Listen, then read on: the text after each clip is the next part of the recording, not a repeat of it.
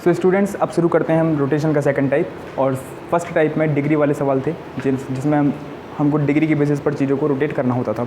इस टाइप में डिग्री वाला रोटेशन नहीं है। इस टाइप में रोटेशन थोड़ा सा अलग टाइप का है। आप जैसे देख सकते हो इस क्वेश्चन में क्या बोल रहे हैं कि यदि उत्तर उत्तर पूर्व हो जाता है, दक्षिण दक्षिण पश्चिम हो जाता है, तो उत्तर पश्चिम क्या बन जाएगा। इसका मतलब क्या है? देखो, इसका मतलब ये है, आप जानते हो दिशाएं कभी बदलती नहीं हैं। जो डायरेक्शन प्लस होता है वो एक ऐसी युक्ति है जो इंसानों ने बनाई है अपने आप के लिए, जिससे हमको दिशाएं पता चल सकें। ठीक है, तो ये प्लस अपने द्वारा बनाया गया एक ऐसी युक्ति है जिससे हमको पता चलती है कि दिशाएं कौन सी किस तरफ है। जैसे ईस्ट डायरेक्शन इस तरफ है, वेस्ट इस तरफ है, उत्तर ऊपर की तरफ है और दक्षिण जो है वो नीचे की तरफ है। हम जानते हैं ये सब। इन्होंने कहा कि उत्तर जो है वो उत्तर पूर्व बन जाता है। इसका मतलब क्या है? इसका मतलब ये है स्टूडेंट्स, उत्तर उत्तर पूर्व कैसे बनेगा?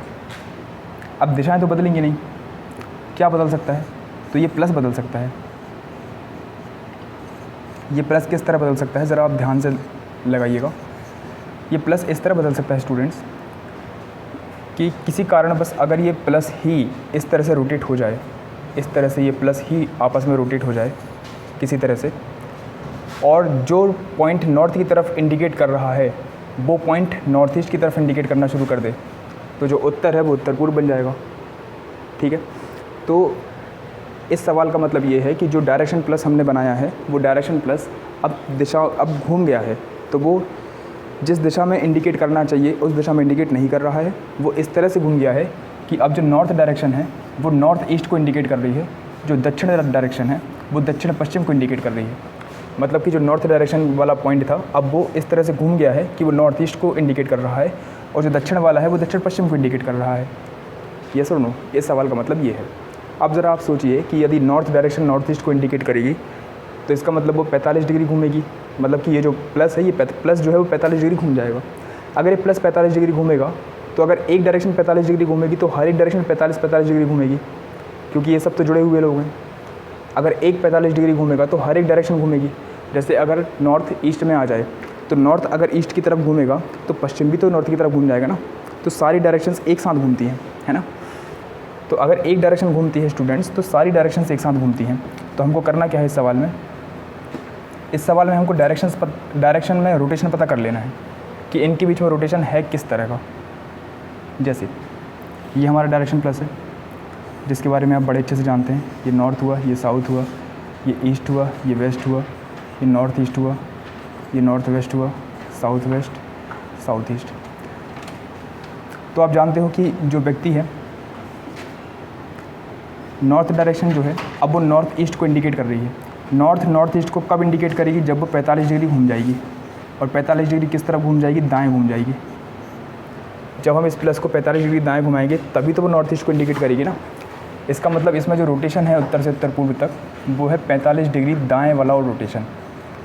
तो सोचो अगर ये 45 डिग्री दाएँ घुमा है तो हर डायरेक्शन 45 डिग्री दाएँ घूमेगी, तो आपको पता है उत्तर पश्चिम बन जाएगा।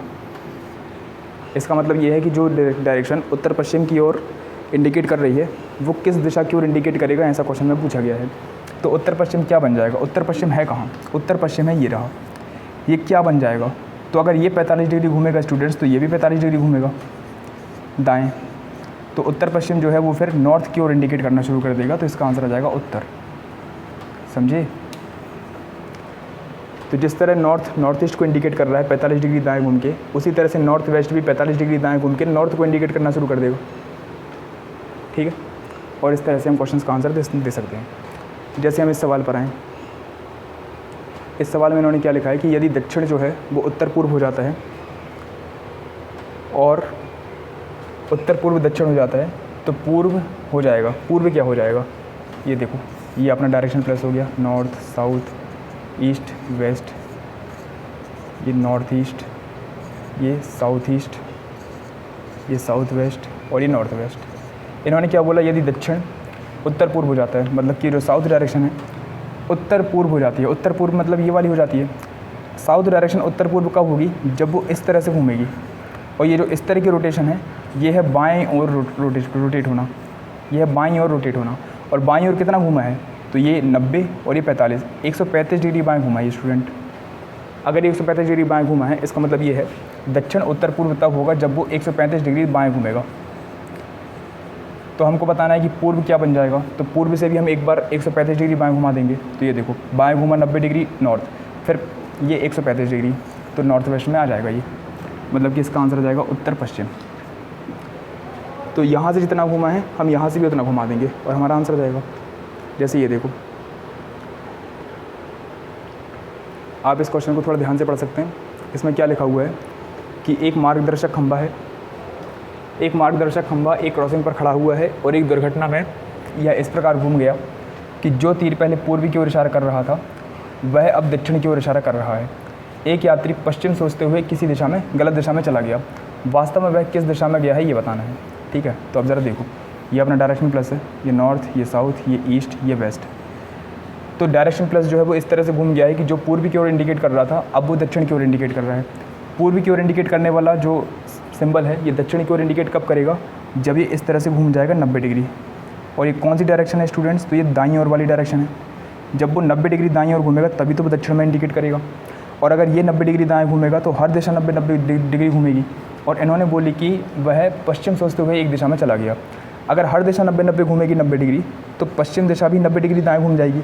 जब हम पश्चिम दिशा से 90 डिग्री दाएँ घुमाएंगे स्टूडेंट्स, तो जो वेस्ट डायरेक्शन की ओर इंडिकेट कर रहा है वो अब नॉर्थ की ओर इंडिकेट करेगा, यानी कि उत्तर की ओर इंडिकेट करेगा। और इस सवाल का आंसर हमारा उत्तर आ जाएगा। होप कि आप समझ पाए होंगे। आगे बढ़ते हैं।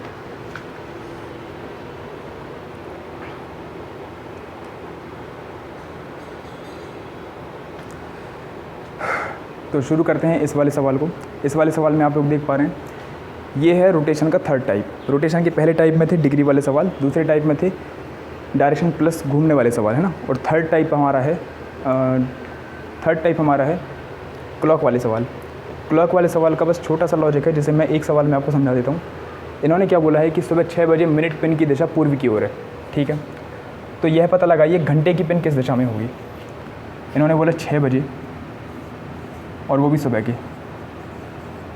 जो मिनट की सुई है वो पूर्व की ओर इंडिकेट कर रही है, तो इस टाइम पर जो आवर एंड है घंटे की सुई है वो किस तरफ इंडिकेट करेगी, हमसे पूछा गया है, ठीक है।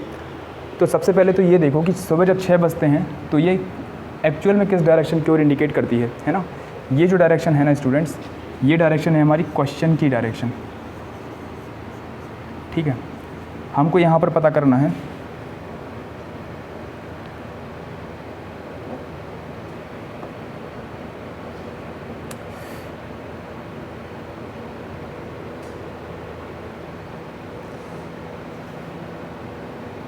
ये क्वेश्चन की डायरेक्शन है, हमको यहाँ पर पता करना है एक्चुअल डायरेक्शन क्या है इसकी, ठीक है। हमको इसकी एक्चुअल डायरेक्शन पता करनी है। तो बना कर कहते हैं इसकी डायरेक्शन क्या होती है। जैसे कि ये घड़ी है, ऊपर 12 होता है, 3, 6, 9। तो यहाँ पर ऊपर की तरफ आप जानते हो कौन सी दिशा होती है। तो आप सब जानते हो कि ऊपर की तरफ हमेशा नॉर्थ डायरेक्शन होती है, तो ये उत्तर दिशा है। और आप ये भी जानते हो ये पूर्व दिशा होती है, इस तरफ पूर्व होती है। नीचे होती है पश्चिम दिशा, सॉरी नीचे पश्चिम कब से होने लगी, नीचे होती है दक्षिण दिशा और यहाँ होती है पश्चिम दिशा। इन्होंने बोला सुबह के 6 बजे। अब 6 कैसे बजेंगे, तो 6 स्टूडेंट्स ऐसे बजेंगे कि घंटे वाली कांटा 6 पर होगा और जो मिनट वाला लंबा सा कांटा है वो 12 पे होगा, तभी तो 6 बजेंगे। अगर 6 बज रहे हैं स्टूडेंट्स, तो मुझे बताओ मिनट की सुई जो है वो किस दिशा की ओर इंडिकेट कर रही है। तो आपका जवाब होगा सर ये जो मिनट की सुई है ये कर रही है उत्तर की ओर इंडिकेट, मतलब कि जो मिनट वाली हैंड है वो एक्चुअल में उत्तर दिशा में होती है। और घंटे वाली सुई कहाँ होती है, तो घंटे वाली सुई होती है नीचे की तरफ, एक्चुअल में दक्षिण दिशा में होती है। यस और नो। अब कंपेयर करते हैं क्वेश्चन से, लेकिन क्वेश्चन में क्या बोल रहा है। क्वेश्चन का कहना ये है स्टूडेंट्स कि जो एक्चुअल डायरेक्शन मतलब घंटे की सुई जो है, सॉरी मिनट की सुई जो है वो पूर्व दिशा की ओर इंडिकेट कर रही है, लेकिन एक्चुअल में होती उत्तर में है। इसका मतलब ये है कि ये उत्तर से इन्होंने डायरेक्शन को घुमा दिया है पूर्व की ओर, उत्तर से इन्होंने डायरेक्शन को घुमा दिया है। तो यहाँ से रोटेशन पता कर लो कि ये कितना डिग्री घुमा होगा।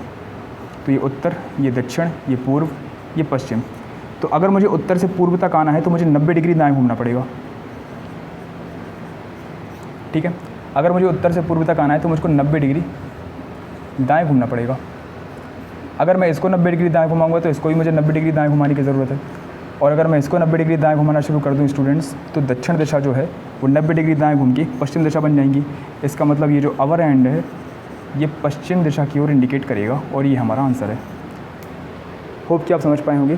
तो क्लॉक वाले सवालों में क्या करना है, जितने भी टाइम वो किसी दिशा की मतलब जितने भी टाइम वो किसी कांटे की दिशा दे दें, हमको ये निकालना होता है कि उस एक्चुअल टाइम पर एक्चुअल डायरेक्शन क्या है उस कांटे की, और एक्चुअल डायरेक्शन से जो क्वेश्चन में डायरेक्शन है उस तक कितना रोटेशन हुआ है।